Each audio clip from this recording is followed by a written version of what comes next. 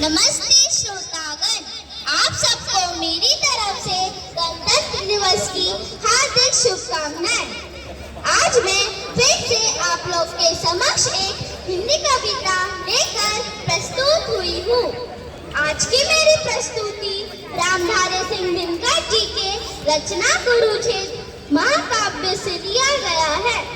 दिनकर जी ने कुरुक्षेत्र में पितामह भीष्म के शब्दों से शत्रु से निपटने का गुर बताया है।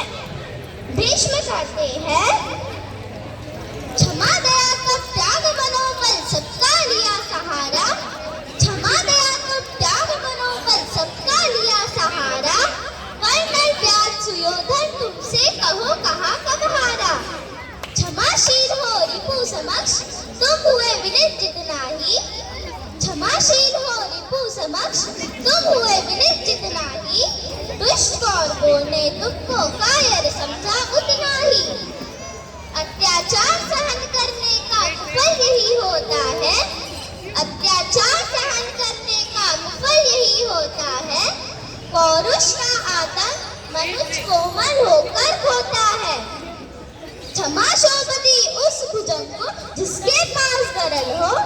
क्षमा शोभती उस भुजंग को जिसके पास गरल हो। उसको क्या जो दंड नहीं विष ही विनित सरल हो। 3 दिवस तक पंथ मांगते रघुपति सिंधु किनारे। 3 दिवस तक पंथ मांगते रघुपति सिंधु किनारे। बैठे पढ़ते रहे छंद अनुनय के प्यारे प्यारे। उत्तर में जब एक नाथ भी उठा नहीं सागर से। उत्तर में जब एक नाथ भी उठा नहीं सागर से। उठी अभी धड़क पौरुष की आग राम के शर से। सिंधु दे धर त्राही त्राही करता आ गिरा शरण में। सिंधु दे धर त्राही त्राही करता आ गिरा शरण में। चरण पूज दास्ता रहन की बंधा मूल बंधन में। सच पूछो तो शर्म में ही बसती है दीप्ति विनय की। सच पूछो तो शर्म में ही बसती है दीप्ति विनय की। संधि वचन संपूज्य उसी का जिसमें शक्ति विजय की। सहनशीलता क्षमा दया को तभी पूजता जग है। सहनशीलता क्षमा दया को तभी पूजता जग है। बल का दर्द चमकता उसके पीछे जब जगमग है। धन्यवाद। भारत माता की जय।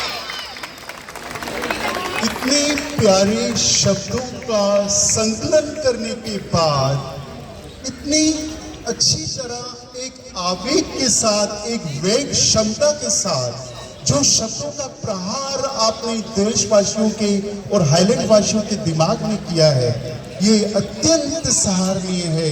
आदरणीय अनिका जी, आपका हम हृदय से धन्यवाद करते हैं और ईश्वर से प्रार्थना करते हैं कि आने वाले कई सालों तक आप हाईलैंड में और अलग अलग स्थानों पर अपना ये संभाषण बोलती रहेंगी और देश का नाम उज्जवल करेंगी। तेजिंदर जी की हिंदी के लिए जोरदार ताली।